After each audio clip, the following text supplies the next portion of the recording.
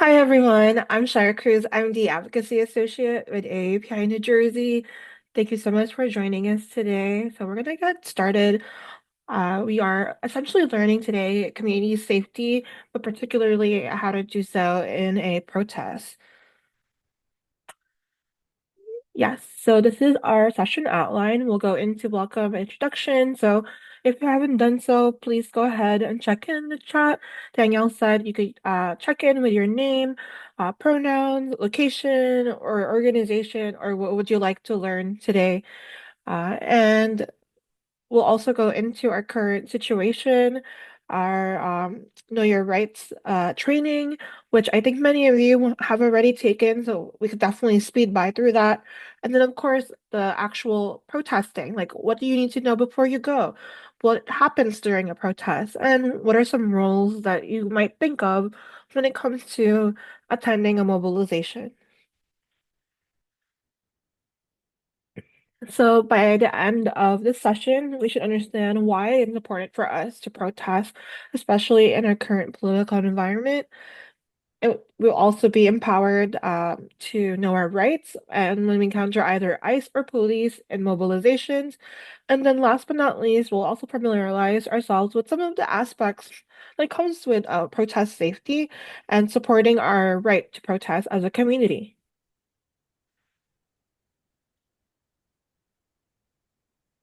Okay. I see folks are already checking in, so it's amazing. Hi, everyone from folks in Montclair, Bloomfield, and other areas. Yes. So some engagement things that we have today, as Danielle had pointed out, we have some virtual polls. Maybe not everyone is tech savvy, and that's really okay. So the virtual polls are using a online program called Poll Everywhere. All you have to do is scan this QR code or go to the website that Danielle will actually share it right now in the chat, which is pollev.com/that URL. Or if that is too much for you, which is what my mom would say, is that you might put it in the chat, just respond in the chat, and that's fine. We'll also go into our scenario practice, and you may use the chat to ask questions or react to the content. Feel free to even send emojis or even ask questions to Danielle anonymously by directly messaging them. Okay. That being said, we're going to move forward to our first section. So the current situation. I know a lot of folks are really tuned in what's happening in our national news when it comes to protesting and it comes to civil disobedience, as well as our current political environment. A lot of repression is happening, especially in regards to, maybe commentary about um, ICE operations or really the growing like fascism that we might see in our country, even going as far as like targeting certain like activists, like for example here um, with Mahmoud Khalil being targeted and being even like arrested, detained by ICE for their advocacy for Palestine. And then on the right here, we see during the national um, protests against ICE, the first iteration of it in the 2025, they started using essentially pretty alarming levels of force, like even using like tear gas or rubber bullets.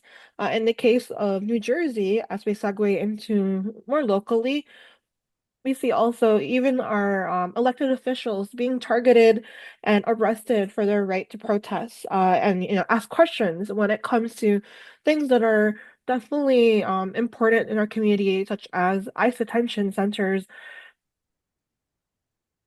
And why is it important for us to talk about this? It's because the way that protesting now in the US is very different in a way that surveillance is very strong, which is why community safety is important because really our community protects us, right? And some of the things to kind of let you know and not to alarm you or make you scared is that surveillance is happening, right? During the height of the anti-ICE protests on the West Coast, they started having these patrol drones.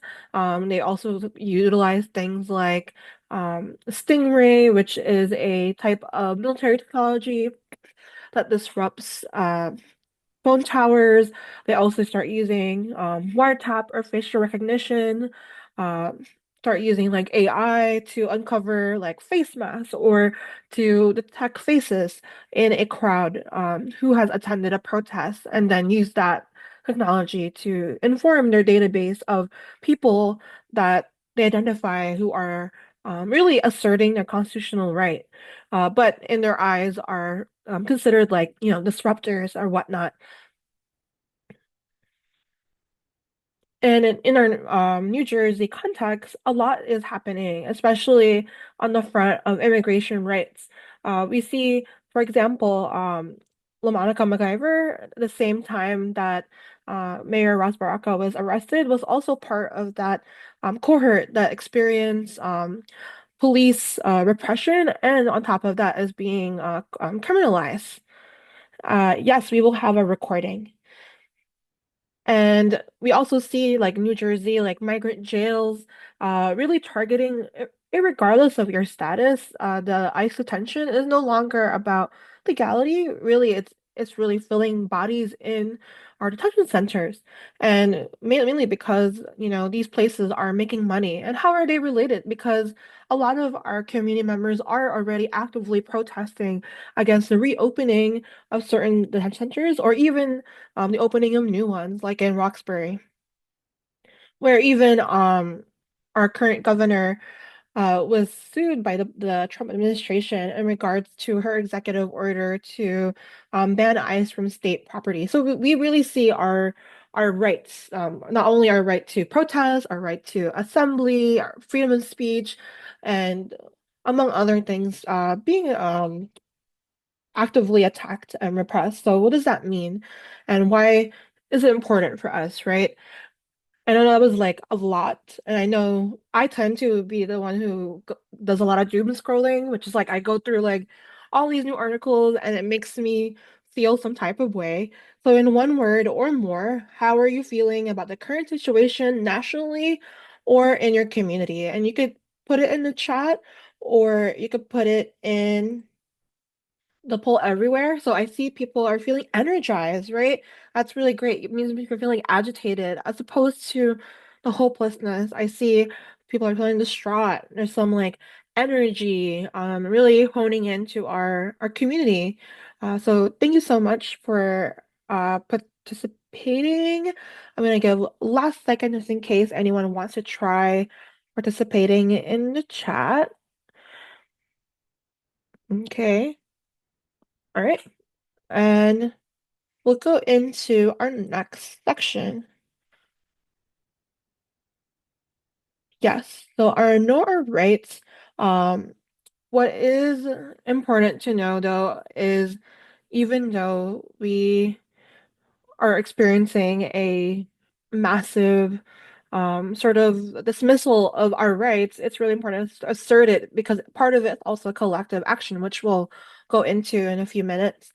But before I continue, I wanted to get maybe a response from folks who are right now on with a raise of hand or emoji, respond with an emoji, who has taken a Know Your Rights training before.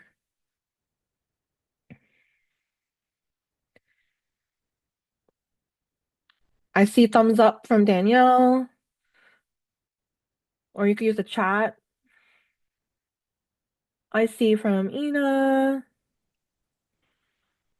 I think some folks were on the call last week. Okay, I see some people, not many, or a good majority of us. So I'll make sure to maybe do a even pacing as we go through our normal rights portion. Okay.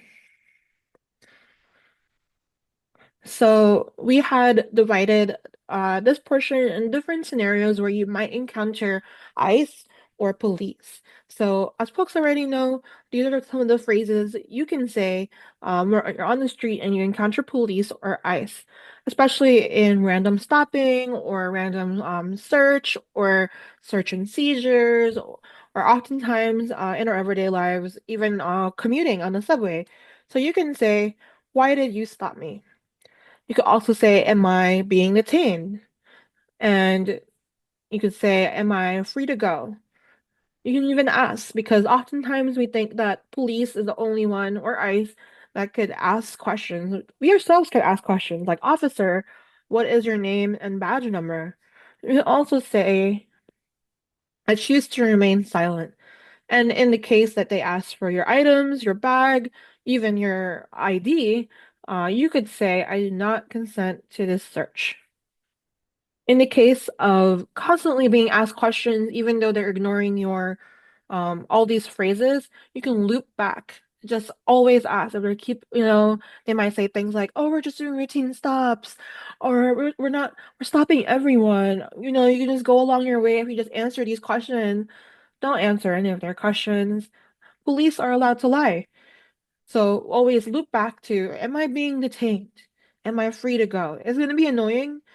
Honestly, the best way is to really just annoy them a little bit so that you can really assert your rights. So on the street, again, what you should not do, you should not say or answer anything other than your name or address. In New Jersey, minimally, you should provide your name and address, but you don't have to give your ID or belongings unless they have a valid or signed judicial warrant, which we'll go into later. Uh, do not lie or give like fake documents or fake name. Do not argue or resist arrest. And in the case you are detained or arrested, do not sign anything that the ICE or the officer gives you. Oftentimes, they might say things like, if you just sign this, we'll let you go. Unfortunately, these documents could also say things like, for example, here, a voluntary departure form, which is a form that will then begin your deportation process. Or they might make you sign a document that says, I admit to these crimes, something like that. But a rule of thumb, do not say anything and do not sign anything unless you have a presence of a lawyer.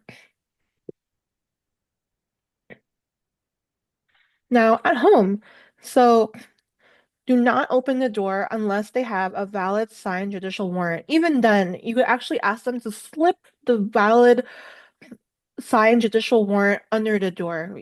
What makes it valid? Is it signed by a judge right here? Is it signed with a actual printed letter right here? It says U.S. Magistrate Judge. Does it have the right a header like the U.S. District Court? Is it the right name? Is it the right date and the right time and the right address? If none of those things are a yes, or only one of them, all of them is a yes and one of them is a no, it's not a valid um judicial warrant. For example, let's say it is the right date, but it's the wrong address and the wrong name. It is the right name, but wrong date, wrong address. It has to click all of these things in order for it to be considered a valid judicial warrant. And in this case, your best weapon in your arsenal is to take a picture. Again, do not open the door. Ask them to slide the warrant so that you are able to keep the space between you and the officer. The same thing with at home, with also on the street. Refuse to open the door. If the warrant is not valid, take pictures, say out loud, I refuse to search, and to record the police or ICE if they enter your property. This is a sample judicial warrant. I mean, sorry, this is a sample administrative warrant or a warrant that ICE would use in the case that they search your home after a protest or they have this um, on the way back, like on the street somewhere. They're doing search and seizure right before a subway or an area. They're like going to people's cars. They might use warrants like these. ICE particularly, police not so much. So here again is a sample. We have um, what looks like a valid warrant with all the things that we were saying, and then what it has instead, the invalid warrant, which has language about like immigration or authorization, but none of that is valid unless it has all of these things. Now at work, I guess because some folks haven't taken a KUR, the same rights apply for when you are at home or in your private property. It's good to also allocate workplaces as private. That already makes sense in your workplace context or even your fate house, right? Places like an admin room or a prayer room should always be private, and could be a place that will remain so in the case of an ICE raid or even a police visit. Uh, and in your places like restaurant, kitchens tend to be private, organizations, offices tend to be private. So really kind of discussing also with your workplace, organization, and your fate place, what is your protocol in the case of ICE or police coming in. So we'll go into the ruses just really briefly. So these are strategies that ICE uses to try to get access to a person that they have pre-identified for a target of arrest. And the reason why they do it is because they are actually not even allowed to enter property. They don't have the means for a judicial warrant. And for example, on the example of Leon Ramos here, which many of us know, was utilized as a way to get his father to come out of the house. And they will use these types of lies, and they're legally allowed to, mainly because all of their operations, or most of it, is all based on um, not having like the valid reason to do so, right? Like the judicial warrant and among other cases. And here are some of the other ruses. They might pretend that you're a suspect or you lost an ID, you're impeding in a general investigation. They might pretend to be police. There might be a case of like identity theft. They might have a photo that they want you to look at. In the same way that police will do that as well. They might ask you questions related to an unrelated case just to get you start talking. Again, you don't have to answer the questions of police. You have the right to remain silent. And of course, most folks are aware of how to report to ICE. This is a salute where you are reporting the size, action, location, uniform, time, and date of observation, and last but not least, equipment and weapons. So, for example, in the context of Jersey City, which I do most of my organizing, it might be there is a troop of 10 people. They are just walking up and down the light rail at West Side Station. They are currently wearing plain clothes, but wearing vests that says ICE or federal officer. This happened on the 26th at 12:21 p.m. Their current weapons, I really can't tell what they're carrying. Some of them look like they have tasers and handcuffs. There's also a big SUV car parked on the entrance of the light rail. So that's an example of how you might report ICE. You can also take pictures and report it to the hotline here. Now it's a centralized hotline. It is now just dire 888-347-3767. So please save that number in the case of an ICE sighting, even at a protest, which is very common in some areas in the United States. I'm not sure about New Jersey if there's any reports of ICE being at a protest, but it's better to be safe than sorry. I am going to pause there just to give a moment for folks to ask questions. If there's none, yeah, so again, you are allowed to record ICE and you could do so from far away. You don't have to be close to them. You can ask officers for their badge number. And again, if they see you and they demand your phone, you have the right to refuse unless they have a valid warrant, which they are likely not to have one. So that is your rights in reporting ICE. I'm going to pause for this activity. So why assert our rights if it won't even be respected? So that is our second poll. I'm going to give folks time to answer. It should be activated now and give y'all a few minutes, like 2 minutes, to answer this question. So, why should we assert our rights if it won't even be respected? I realize grammatically that might not be correct, but why assert our rights if it won't even be respected? So, give folks a few minutes to respond. I'm going to copy it again. This is the same link. Full sentences not required. Given my current grammar skills in asking a question, so feel free to write in draft or whatnot, or you could also put it in the chat.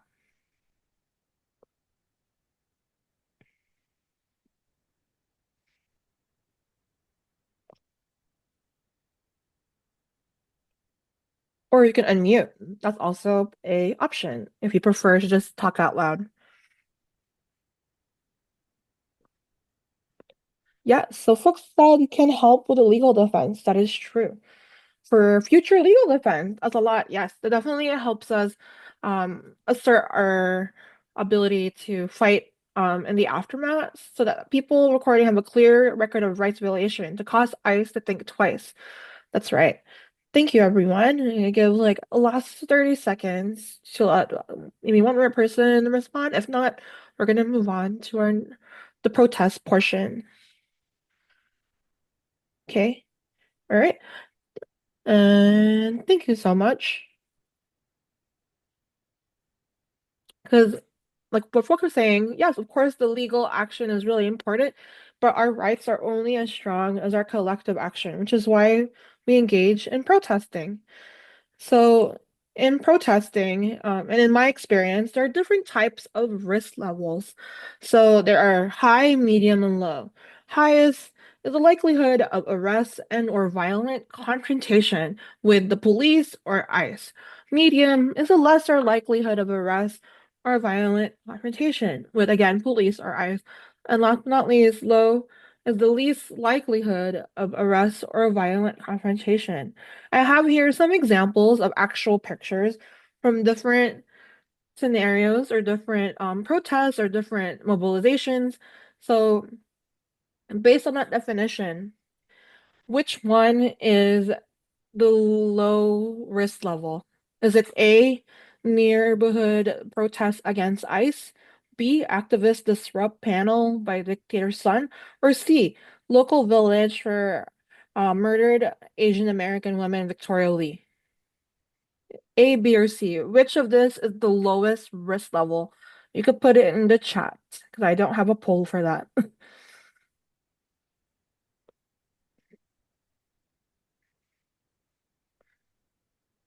Yes, C is correct. Yes.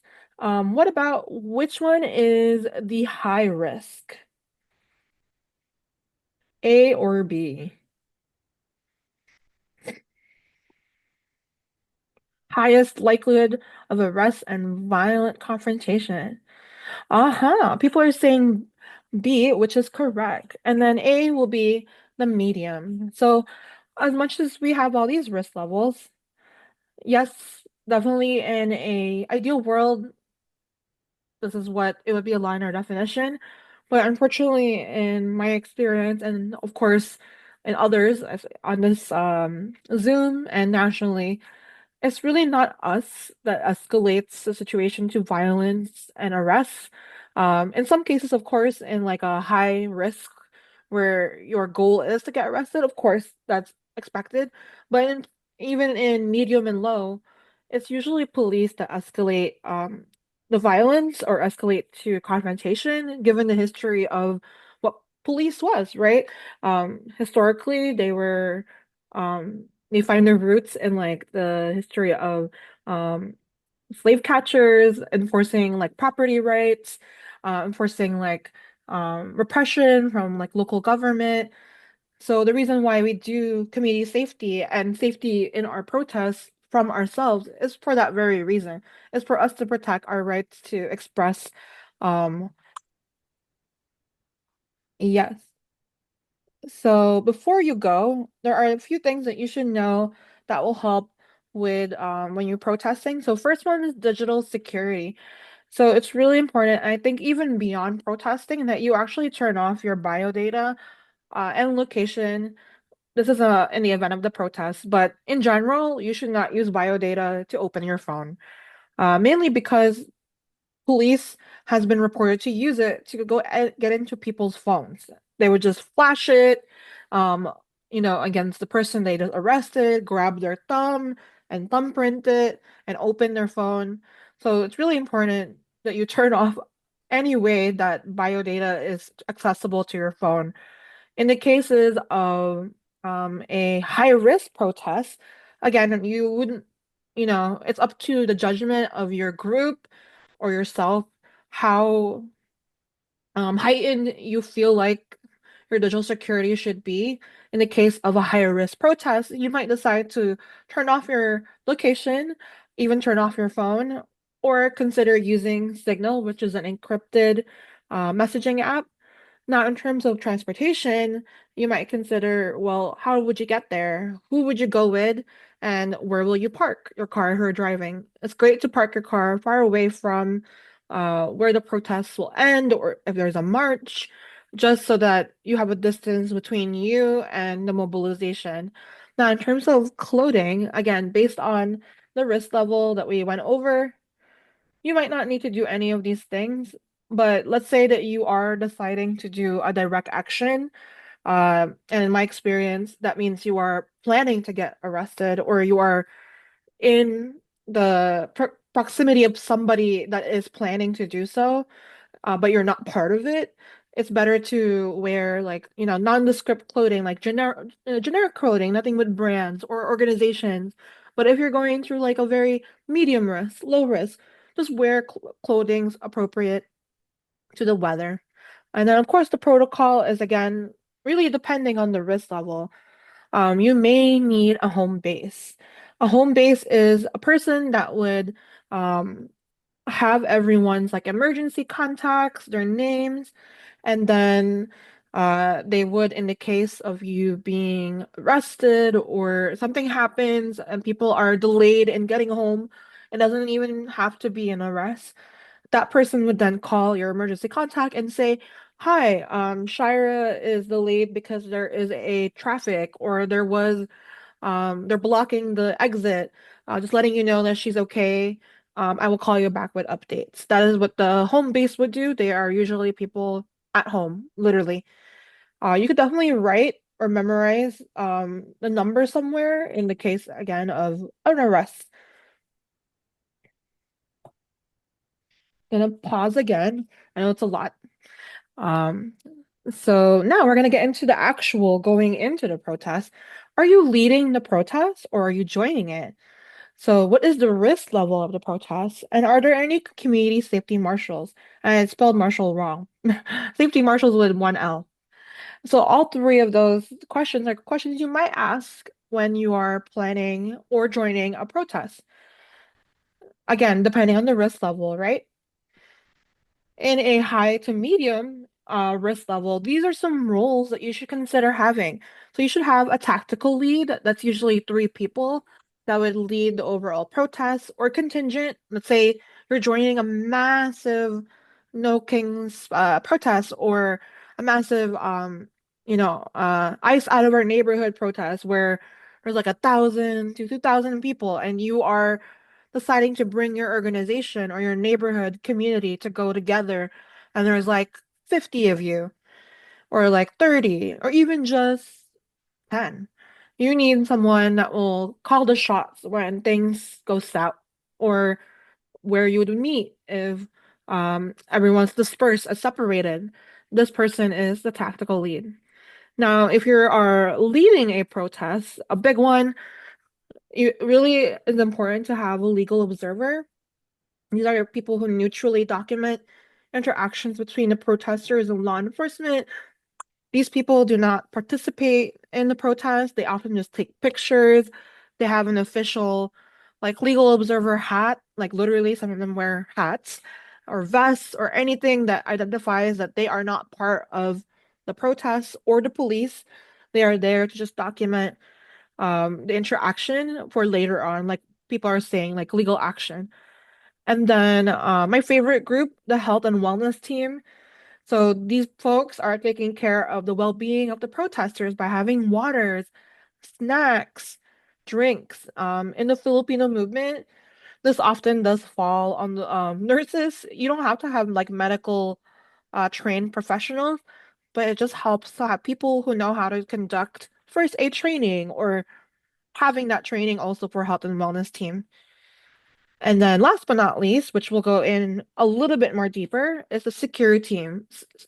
So in a security team, this will have again a security lead who would help, keep the protest group safe and call the shots. Security marshals, which would often surround the group. If you are marching in a parade or in a march to somewhere, they will keep the group together in like formation. Yes. And police negotiator is someone who will divert police attention and negotiate if necessary, and will directly report to the tactical team. So that person is usually someone, unfortunately, in a POC organization, this will be someone who is white, the police negotiator, because when liaising with the police, it is helpful for folks to lean in on that privilege, right? Or to pick people that are confident and will not um, feel anxious or panic in the case of having to just talk to the police to give the group time to exit or disperse, or a police negotiator might say, just give them 10 minutes to finish their program and we'll leave. Or they might say, we're here, we have a permit, etc. We can't, tell us to go and leave. Here's the permit that we have. Now, these are all those roles together in this context. From my experience in leading a 500 people contingent or march, we have here the crosses are the health and wellness team. Other aspects are other aspects of our group because we had like a marching band and all that. The vests are the community marshals, and you notice that they are surrounding the group. Tactical leads and police negotiator are in the front, and then a security lead are also in the front, or maybe in one in the back and one on the front. Now, during the protests, it's really important to know where the bathrooms are. This is a very key role in the revolution, is to know the bathroom code. It's a really wonderful job, and we thank everyone that gets the bathroom code, especially if you're in a city or you're locally, like where are the bathrooms? Are there ones in the library? Is it neutral gender? Do you need to buy something to get the code? Other aspects, of course, are police presence. Are there any units present? Are the cops aggressive, or are they just following us with a car? What's their gear? Are they in SWAT gear? Is there a lot of them? It really dictates the movement and the vibes of your mobilization. And then exits. So what are the exits from your group? If you are leading that small group that's going to a big protest, where may you exit? And if the protest ends suddenly, where will you meet? Are you going to meet at the Whole Foods? Will you meet at this cafe, at this park? And then the most important is to know, are there any counter-protesters? Where are they? Are they like blocked off, protected by police? Are they on the sides, running up and down, following your group? What is their behavior? Are they yelling? Are they heckling? Are they trying to grab things? We'll go into how you might respond to these different scenarios, but it's good to just keep awareness of where those different things are. Now we're going to go into a security marshal training that is applicable to everyone that attends to a protest. But in the case of a security marshal training, which is a lot longer and a little bit more hands-on, this is a shortened one slide version of it. I have taken that training. So some of the things we do is the OODA and the penguin. It sounds like a children's book, but it is not. OODA or OODA loop is a situational awareness response. O is for observe, which is to really get new information, gather data about the current situation from all available resources, meaning like your area. To orient is O, the other O, to synthesize and observe information, existing knowledge, cultural background, is getting harassed, or what is happening? Why is everyone pausing and walking? Why does it seem to be a heckler? What is happening? Like create like a comprehensive understanding of what is actually happening after you have seen ocularly or looking.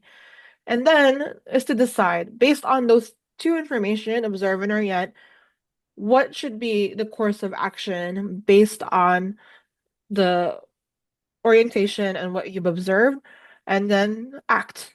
Um, and the reason why it's a loop is that you would change how you respond based on what happens after the A portion, right? After you have responded to the person that was heckling, you don't stop there. You check in with the protesters or the other people in your group. Or if you get stopped by the police after you've been released, or they like don't stop bothering you, what is the next course?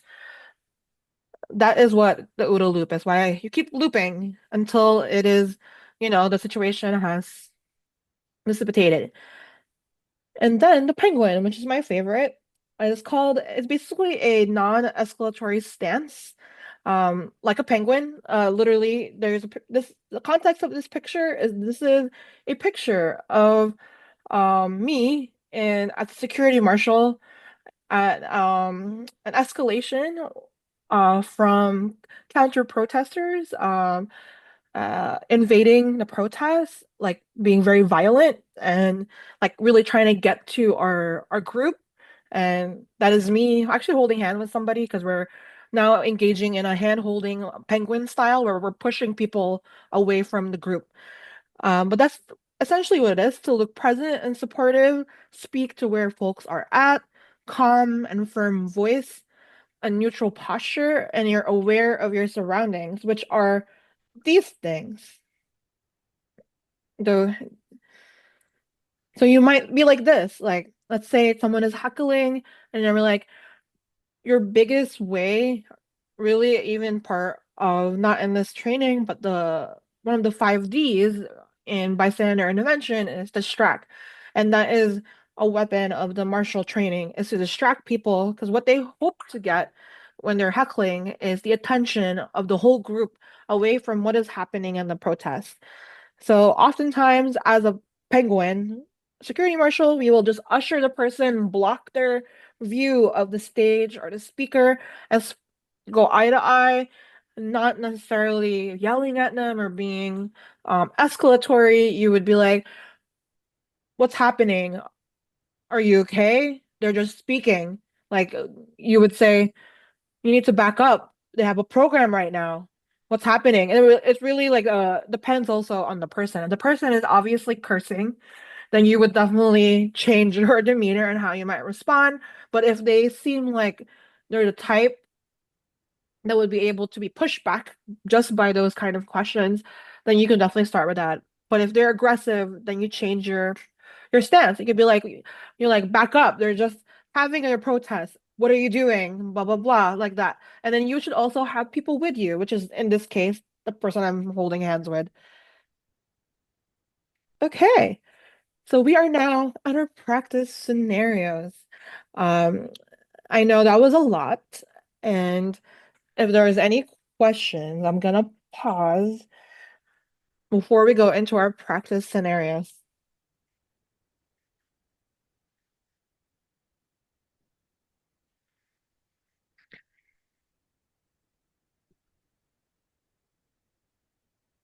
Okay, cool. So these are scenarios that have happened in real life, not just to myself, but to other people that have experienced this. So the scenario one is your contingent or group is marching in the protests, and overall the environment is charged but peaceful. You are a community marshal volunteer, walking with your group at the protest when you notice a counter-protester jump in front of the person that is holding a banner. The counter-protester starts pulling on the banner and starts yelling profanities. What would you do? So I'm gonna pause and let people answer in the chat, or you can unmute.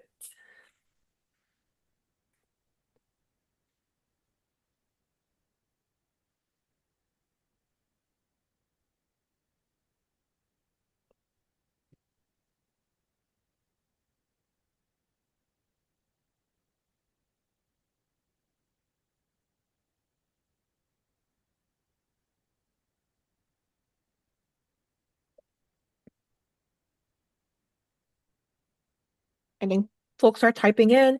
You can also respond anonymously by sending it to Danielle if you are feeling a little shy, which is okay.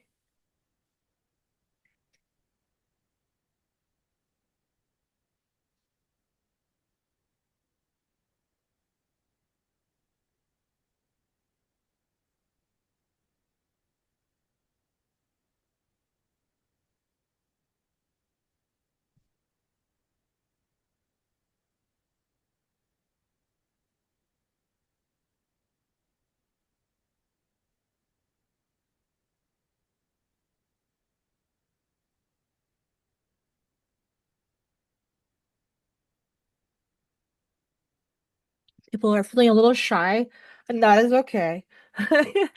Uh, maybe if I can volunteer my colleague Danielle, how would you respond? Well, I actually did just get a response Oh, okay. from someone who shared, approach the counter protester and ask a question to engage them and distract them from the person in your march. Perfect. That's a good one. So, well, how would you respond, Danielle?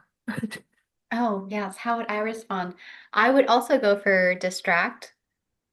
Would try to, one of my favorite ones is going up to someone asking if they're a famous person. Like, oh my gosh, you look just like John Travolta. I don't know why I chose him, but something to distract them that also maybe takes away the energy from their focus on the march itself. And then maybe they're shocked and they're maybe they're flattered. I don't know. Yes, that's a really good one. Let's hope that the person kind of resembles John Travolta just a little bit. But jokes aside, that's a really good one. And you should also, just to note, to add to that response, is to find another penguin or another security marshal to essentially one person will take care of the counter protester or the heckler, while the other will take care of the group that was just holding the banner. And then you would do the penguin to essentially get in between the protester and then the heckler or the counter protester. We never tell people to engage in any like physical like hand holding people. That's why we do the penguin because this you can't see me. I'm the behind the scenes. This this the arm down here is not escalatory body language, but this is right. You're like stop, get away. Of course, that's gonna rile up the person. But if you do this down here, they will be disarmed hopefully. Okay, thank you. Is there another person that responded to you, Danielle, or not? Just the one. Okay, cool. That's okay. So our second one, this one might be a little bit more familiar. The protest just ended and everyone is dispersing. You are leaving the area and notice the police is stopping people inconsistently at the entrance of the subway.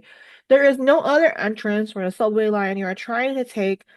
You decide to continue to walking to the entrance. The police stops you and requests to see your bag. What would you do? So in this case, you are being stopped. The protest has already ended. Why are they stopping you? So what would you do? You can give folks a few minutes to type their answer or unmute or send it to Danielle.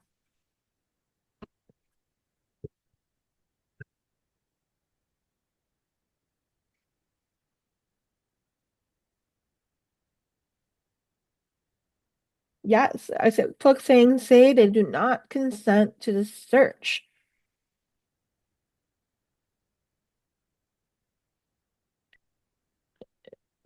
There are other folks. You can also say things like, "Why are you stopping me?"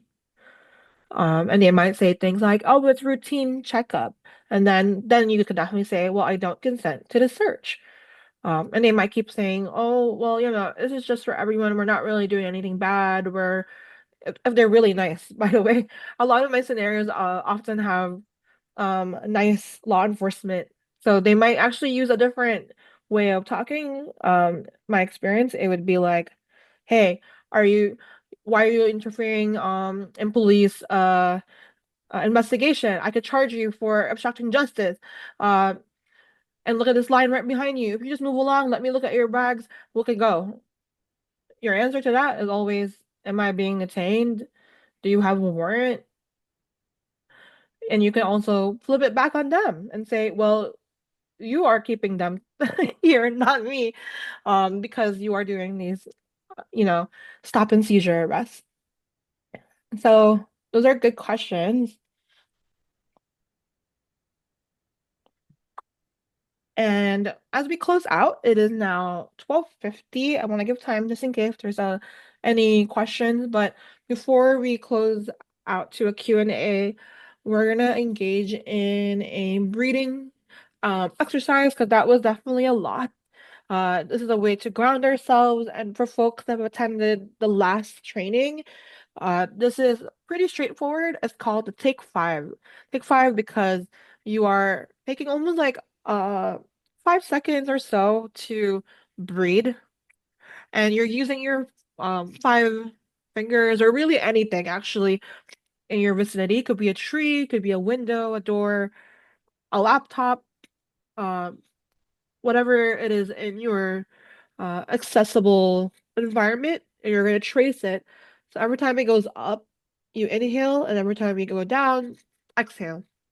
In the case of our hand breathing, we have our hand, and we're going to start with our thumb right here. And we're going to trace up to inhale and trace down to exhale. And if you'd like to do so, you can close your eyes. You can also just sit a little bit more straightforward. So posture check, get your oxygen flowing in, and then we're going to start. So we're going to put your hand right here. I'm going to go ahead and close my eyes because I like doing it that way. And we're going to inhale going up the thumb, and then we're going to exhale going down. And we're going to inhale going up and exhale. Inhale going up and then exhale. Inhale going up and exhale. Last one, your pinky. Inhale going up and exhale. All right. Thanks so much for doing that with me. I know even just showing up to this Launch and Learn is already you taking collective action in the face of really rising fascism and rising oppression of our First Amendment rights, our rights to protest and to organize. So thank you so much for joining us. But if there's any Q&As, I'm going to stop here. And you could probably stop recording too if you'd like, Danielle. Yeah, before I stop recording, just want to give the caveat that this is not legal advice. And with that, we'll hit the stop.